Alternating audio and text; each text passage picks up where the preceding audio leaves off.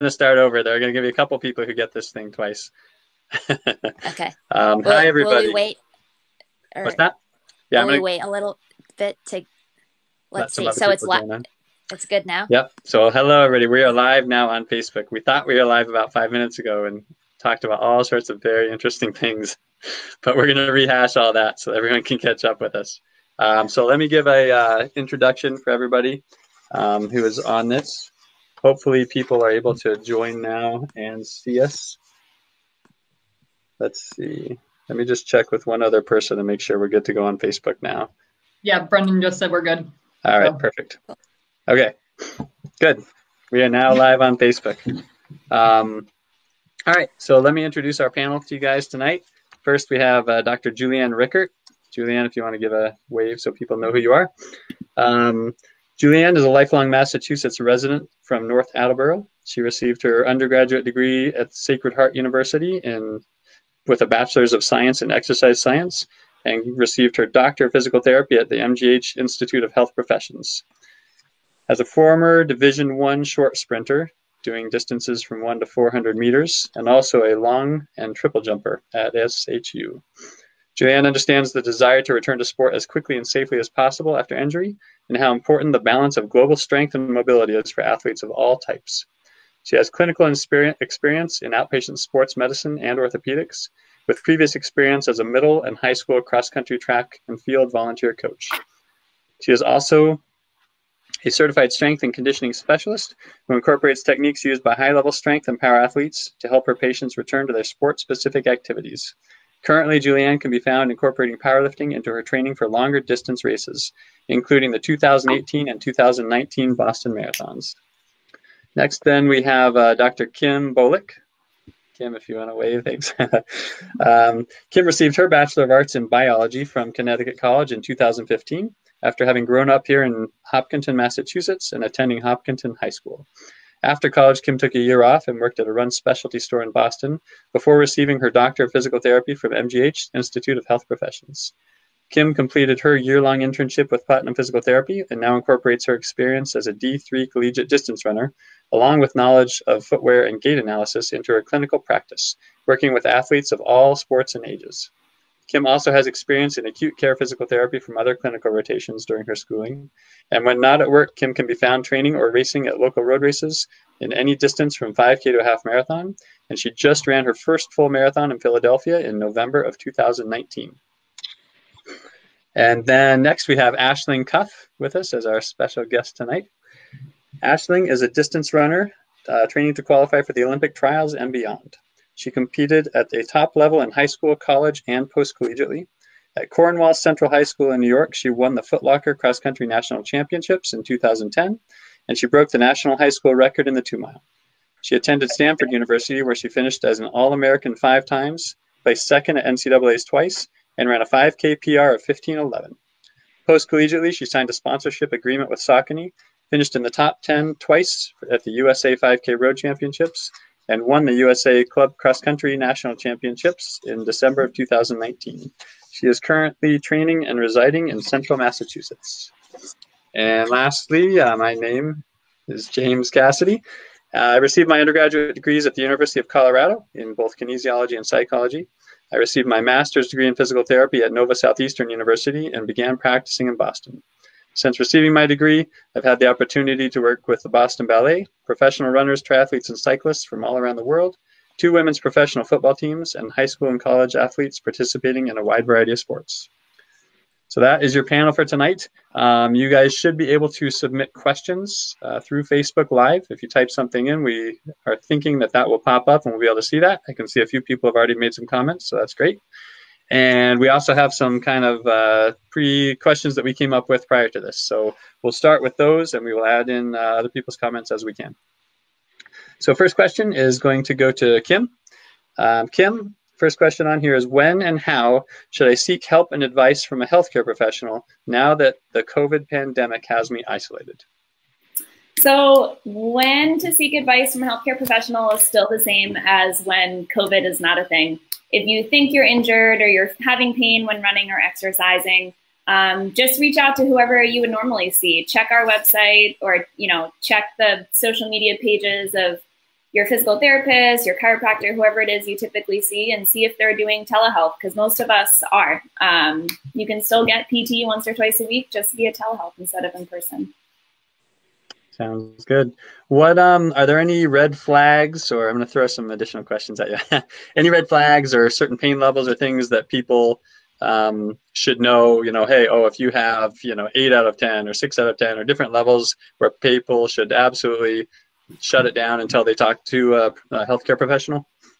Typically, we work with the 4 out of 10 number. If you're consistently hitting 4 or more out of 10 on that pain scale, it's probably a sign to back off and reach out to one of us.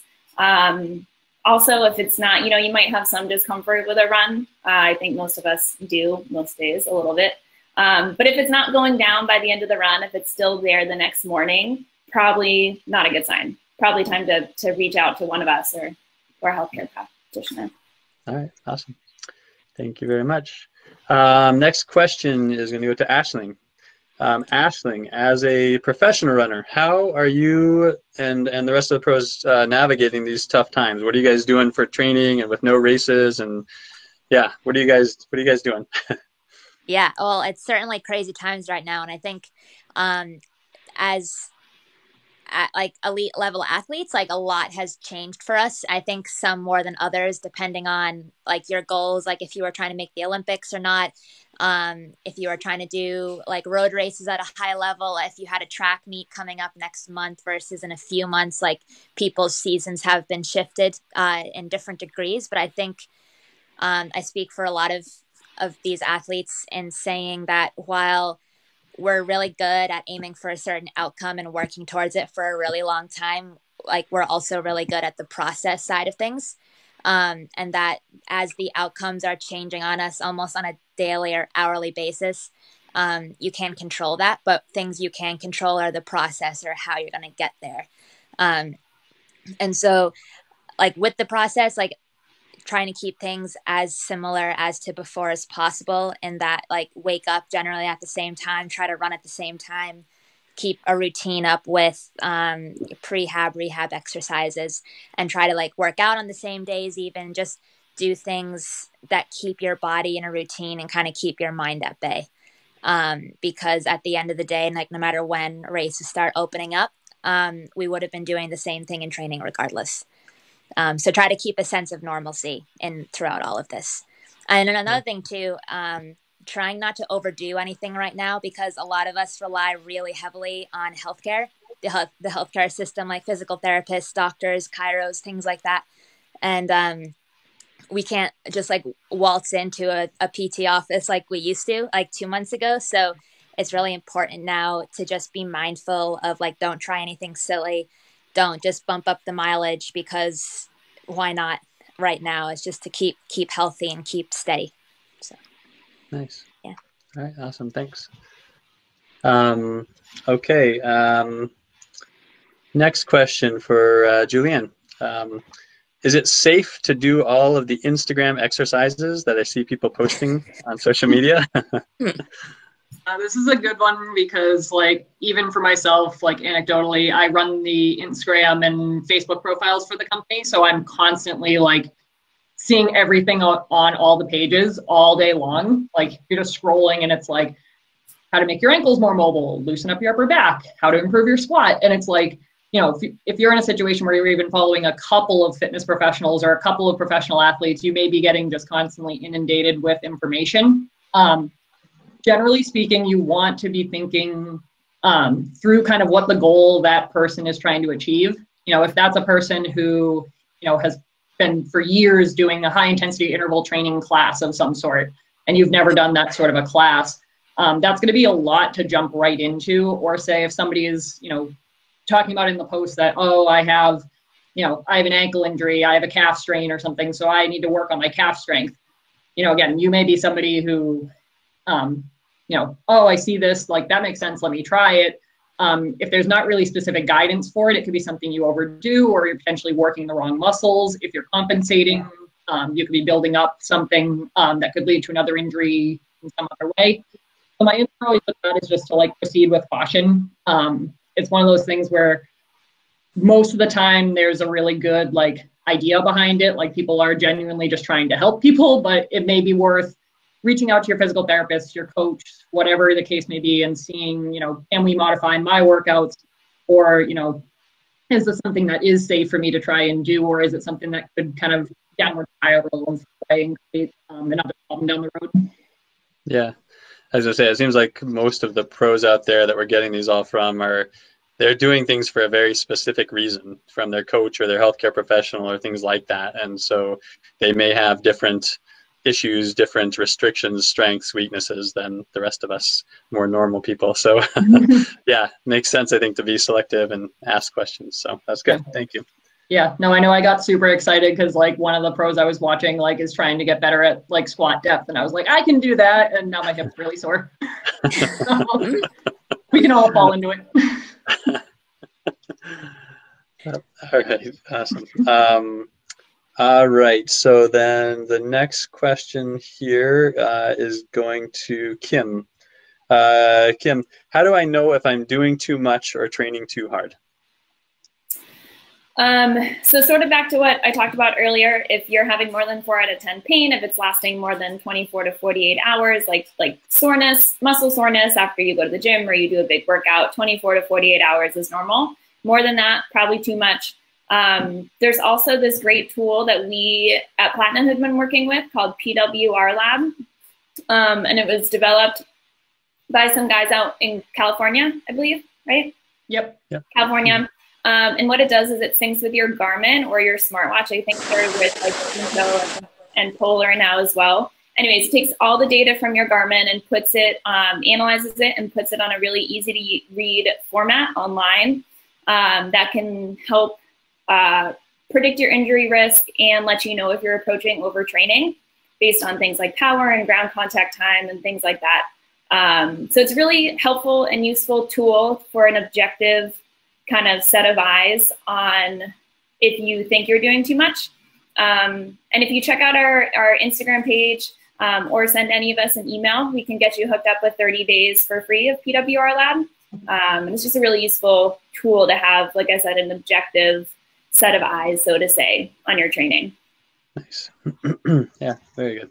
I've got a couple more questions here. We're getting a few pop-ups though, so I'm going to put this one out to everybody since we are all out there doing this. We have somebody watching who is asking, how do you maintain a sense of running and training community when you can't physically run with your friends or normal training partners and teammates? You've come to the right place. 3 of the 4 of us right now are on a daily core session on Google Hangouts. It's at we meet at 1:30 via an app and just spit out different core ideas back and forth. And sometimes it's as many as 8 or 9 people on. It can get kind of crazy, but just anything at all to meet up with your friends, to have people hold you accountable for the little things.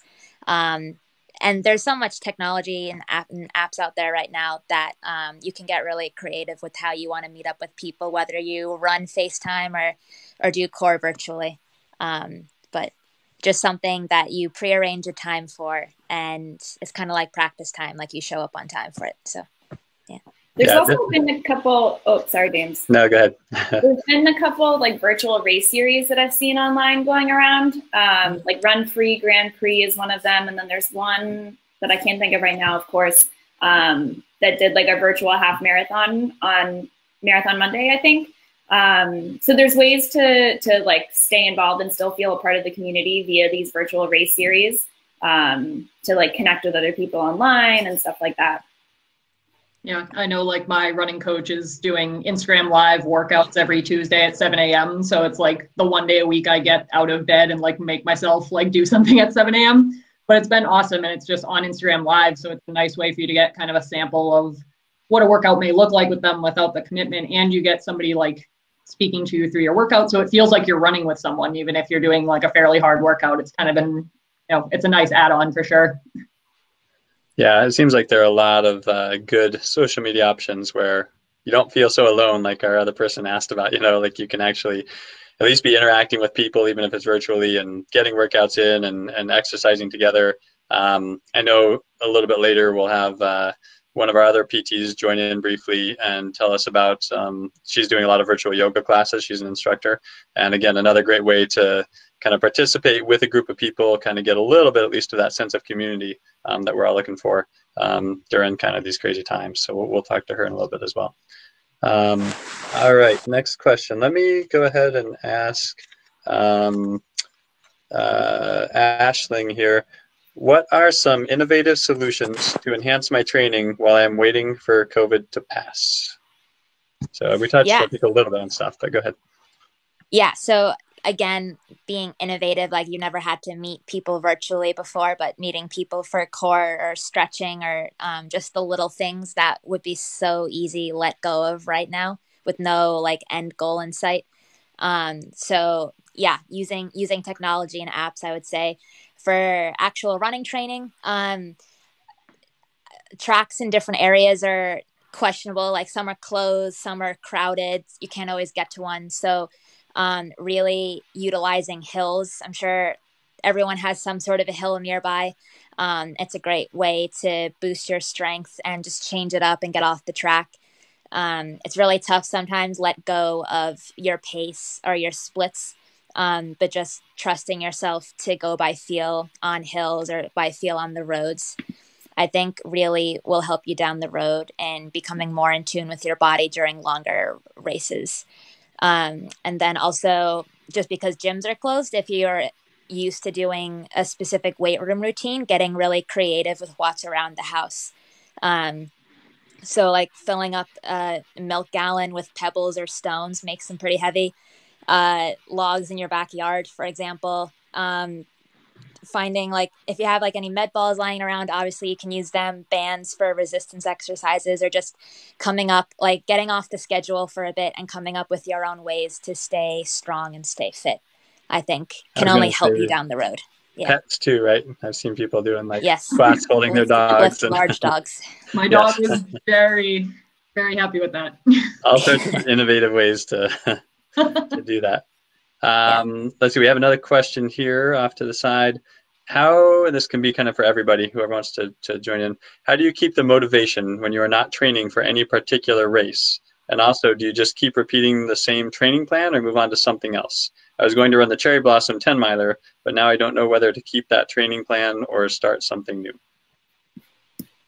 I know for myself, my 5K this past weekend was also canceled. So it was like one of those, all right, we knew for a few weeks it was canceled. So the training plan basically for me shifted towards more just kind of finding my rhythm and kind of like enjoying running again. Not that I wasn't enjoying the training for the 5K as it was, but it was kind of just, okay, you got a little bit beat up in the training, things were a little sore, let's just take it where we're doing some nice easy runs, kind of get back center. Like you kind of have the luxury of time now versus during a training program, you may be kind of bound to like an 8-week program. And it's like, all right, well, if I miss this workout, what am I going to do, next week? What am I going to do this week? Now the pressure's off a little bit. So I guess it depends a little bit on, obviously we don't really know when these races are going to be rescheduled and such, but I would take the opportunity right now to just, enjoy the ride and just kind of enjoy the runs, enjoy being out in the nice weather, enjoy the fresh air, and then kind of refocus on more aggressive training when the time comes. Because there is such thing as overtraining for sure. And if you're just going hard for weeks and weeks and weeks on end and you don't know when the race is, you could set yourself up for injury, but also for not having a peak performance at your race, which is ultimately most of our goals. Okay. Yep. Good answer. Yeah. All right. And one other one onto the side here. Are you noticing people are training more now that there are a lot of people at home more and, less commuting time, people generally with more time on their hands, people training more overall? Would you guys say? Probably so. Are you three out training more? Different types of training for sure. I'm doing way more core than I usually do. Yeah. I feel like I'm trying to, and I think the three of us with the core have done a decent job of it, but instead of training in the traditional sense, as in just getting out for a run and like increasing the volume, like I've been taking this time to train up the other things that I might usually not prioritize time for as much as I should as a physical therapist. All the strength stuff, all the little like form and core and all the little details that have not been the priority over the winter. I think now is the perfect time to bring those to the front and take the extra time that you might have from not having a commute to really focus on those. Yeah, just I would say like being honest with yourself, and like if you're not foam rolling before your runs now, like you have no excuse. So you have to hold yourself pretty accountable these days with the little things, because you have the time now, whereas maybe before you thought you didn't, or you really didn't, but like you do now. So like motivate yourself by like catching up on the little things, not necessarily just like hammering out more miles. Yep. Very, yeah. Very accurate, I think. Let's see. This one is for Julianne. Julianne, what ways can I treat myself since I can't get into my healthcare provider while I'm waiting for the COVID pandemic to pass? So home treatments, I guess. What can they do on their own? Yeah, for sure. So without getting like super like body part specific, some things that you could be doing in this time frame are just working on those little tightnesses, little things that you kind of notice that are nagging here and there. And it may or may not be related to your running. Like a good example would be if you're somebody who has some upper back tightness at the end of your work day, now would be a really good time to do, some foam rolling for your upper back, some, things like that, where you could loosen up those things that could potentially affect your performance. That would be great. Some other options as well would be, spending some more time working on your foot strength. So spending more time barefoot maybe, and starting to work on, being able to lift your toes independent of each other, things like that. Little ways that aren't super, a lot of it's just the bread and butter type stuff. I guess now, again, with everything just being so hectic, making sure we're emphasizing don't be super hard on yourself. If you have a day where you're just like, you're super busy, like you have kids' schoolwork, you've got a million things, your boss is, on the phone with you all day or whatever, you don't have to worry about like getting every single thing every single day. Have little goals. That's usually going to be way easier to stomach, especially where now if you're just trying to figure out what works. So if your goal again is to make it where, okay, I can be barefoot and stand on one foot and not have myself wobbling all over, like work on that sort of thing. Work on little things for self-treatment. Like Aisling said, like now's a perfect time to work with your foam roller. You can do like different self-massage techniques, put your feet up on the wall, like just let gravity do its thing, just stretch your hamstrings and kind of flush out any, junk that are in the legs. There's a number of options for sure. But now just take advantage of the fact that you have some time, but don't beat yourself up too much if you don't get like a 20-minute to an hour long routine in a day. If you can do 5 minutes here and there, that's a big win. Yeah, definitely. Another question here that is probably, again, going to go to Julianne. It says, you said you are incorporating powerlifting. Can you give details on how often you would do that and also on what you would work on? So maybe pick your top 3 or 4. I don't know. Yeah, for sure. So I mostly focus on making strength and conditioning routines for different levels of runners. That's been primarily who I wrote programs for. Obviously, gyms are closed, so a lot of my programs had to shift pretty aggressively. So like we talked about earlier, using the equipment that you have available. So like one group of athletes that I'm training currently, they have, I think, one 20-pound kettlebell. And that's like their equipment, and a pull-up bar. So that's the home gym. And there's some bands and there's some other things. But as far as like heavier weight goes, they're going from doing heavier barbell lifting. They're using a hex bar to deadlift. And now they're having to figure out, oh God, what do I do now with just what I have at home? So we've adjusted the sets and reps a lot for people like that. I wouldn't, in general, basically you want to try to use the principles more of muscle fatigue than anything else.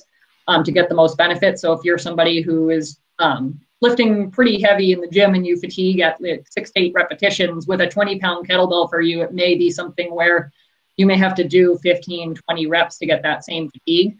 But just emphasizing good form and making sure that your muscles are feeling tired. That's kind of the general gist. But obviously, person to person, I make very individualized set and repetition recommendations. So it's not super cookie cutter. And but sometimes we just have to replicate the movements, but make it more or less reps, or make it where it's maybe single leg now to tire it out a little differently. So we're just rolling with the punches. Yeah.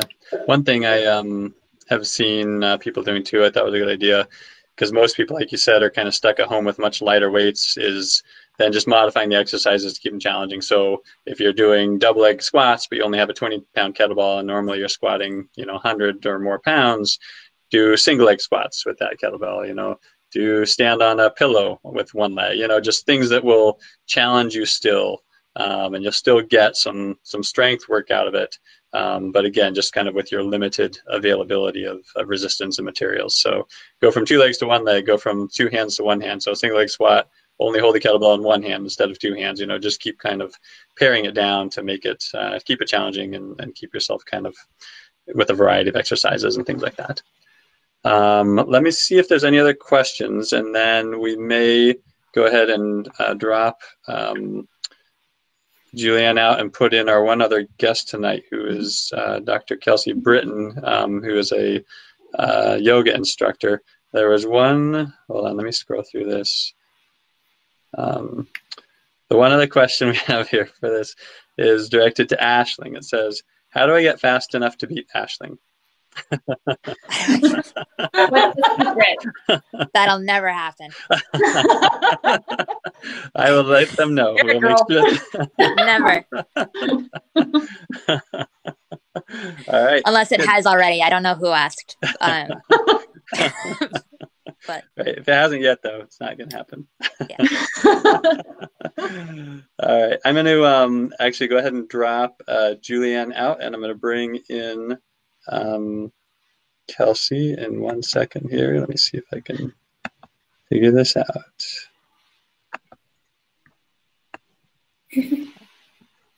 And I'm here. So cool. Joining our panel now, Dr. Kelsey Britton. I think I know some of this stuff. We did our little bios already, but I didn't have your bio. But Kelsey did her undergraduate and graduate work at Quinnipiac University. She played D1 hockey while she was there and got a lot of experience with strength and conditioning while she was on that team. And if there's anything you want to add, feel free, Kelsey, with that. Otherwise, we can talk about some of the stuff. But no, other than just the yoga stuff. That's the RYT, but that's it. Yep. So what does RYT stand for? Can you tell us? Just registered yoga teacher. Okay, got it. Yeah. And you're an instructor. I know obviously you teach one class at our clinic, but you also teach at other studios, correct? Yes. Yeah. Mm-hmm. And you and a friend have started your own business at this point, is that right? We are trying, yeah. So online has really forced us to figure out what the heck we're supposed to be doing. So all of the yoga studios have closed down, just as everybody else has. So we decided to go online, and we host one class one class a day. So we alternate back and forth. And it's been a lot of fun, actually. That's awesome. That's very good. So we've been really, tonight's kind of focused more on running. We've got kind of our running PTs, and we have our professional runner with us. Do you have any tips, thoughts, advice as far as, yoga for runners?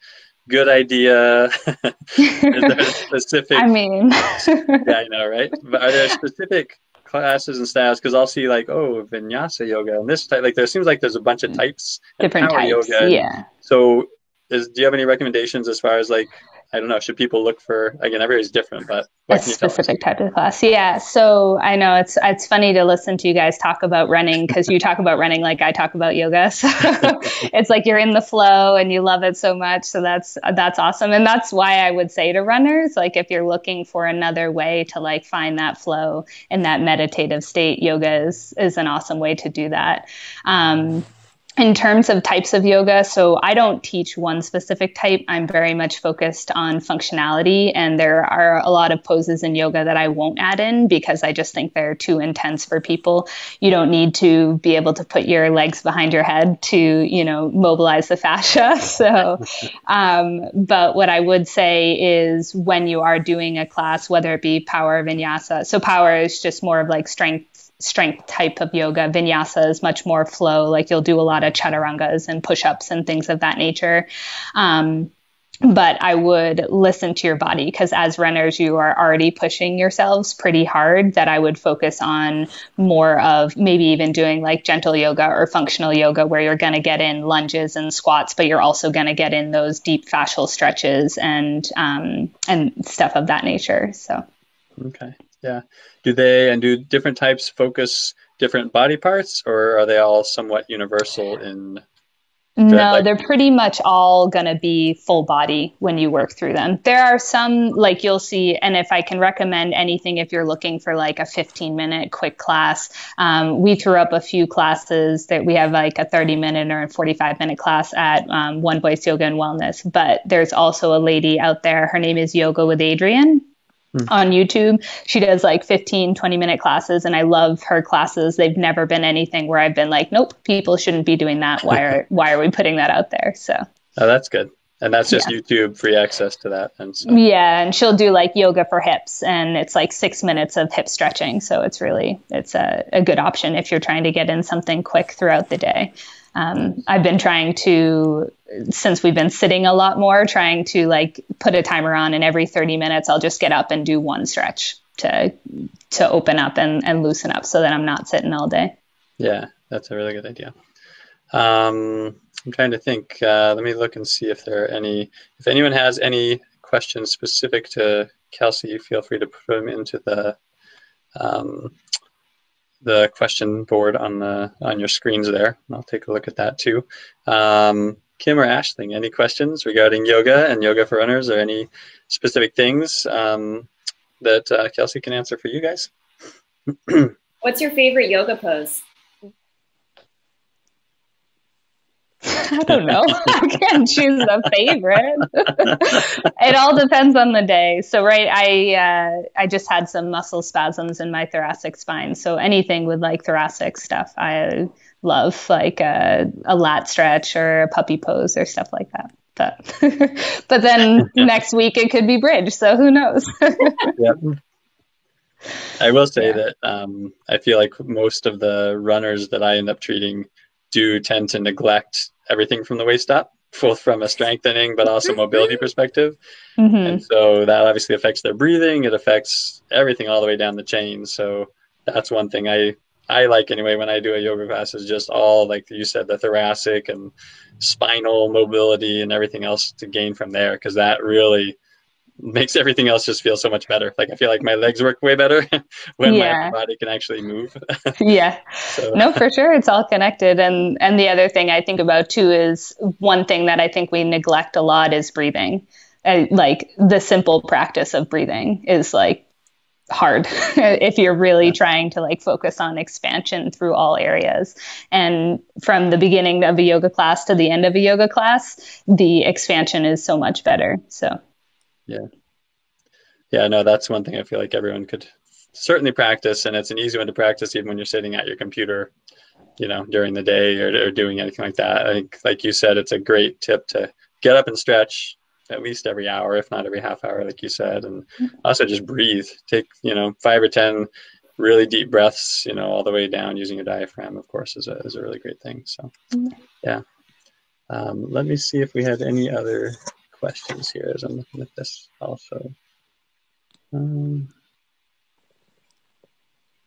Yeah, I'm not seeing anything else on there, and I'm not seeing, we had a comment said, love yoga with Adrienne. She's awesome. She's really good. Yeah, she must be. Yeah, so I think we've answered most all the questions tonight. Did you guys have any other tidbits or thoughts as far as any other just life hacks that you guys have figured out that you're using to adjust and kind of make it through with any of the three of you? Let me see. I didn't want to jump in before anybody, but you were talking about Julianne and Aisling and the foam rolling. Yeah, I have one. Can you hear me? Yeah, we can. Cool. Sorry, yeah, no, it's okay. I would say to not be afraid to let yourself be unmotivated, or to like accept the fact that you might be more unmotivated than normal. Like with all of the talk earlier about holding yourself accountable. To like, you can't be on like 100% of the time either. And like, it's a super weird time right now. So just to be okay if like one run, you like don't feel like it and it's really slow and you could care less. Just like be okay with that and kind of like ride the highs and lows as you go along. Sure. Yeah, no, that makes sense. That makes total sense. What were you saying, Kelsey, too? I was actually going to say something very, very similar. Just, I've been spending a lot of time meditating and trying to sit down for like 10 minutes at a time. And it is fascinating how hard it is to just sit. And like, as runners, I'm sure it's that much harder. You guys are always like, pushing yourself to do more and be better, which is amazing, but also stepping back and taking this time to be able to sit. Nice. All right. So final 2 questions then of the night. These are bonus round questions here.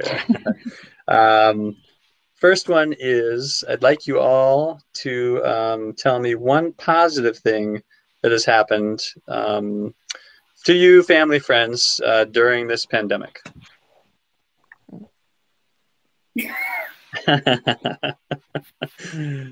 So I will go first. No, it's as much as it has messed, obviously, with all of our routines and lives and everything like that, it has been very nice to just have time at home with like family and just like go for walks. Like we take the dog and we all go for a walk. Like little things like that normally it seems like we just seem to not have time for, but hopefully we'll continue to make time for that, as things kind of go back to somewhat sense of normalcy. Because I don't know, that's been one positive anyway from my perspective for our family anyway.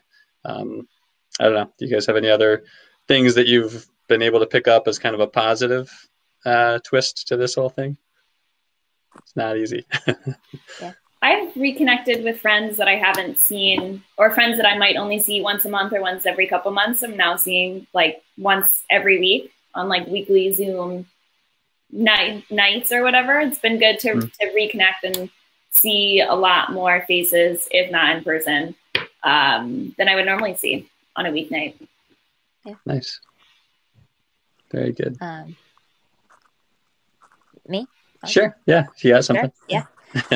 I would say, more family time, just to be with family more often, because I can do that right now. So that, and just seeing is like not great that like outdoor exercise areas are more crowded than normal, but like a part of me is loving the fact that people are reconnecting with outdoor exercise.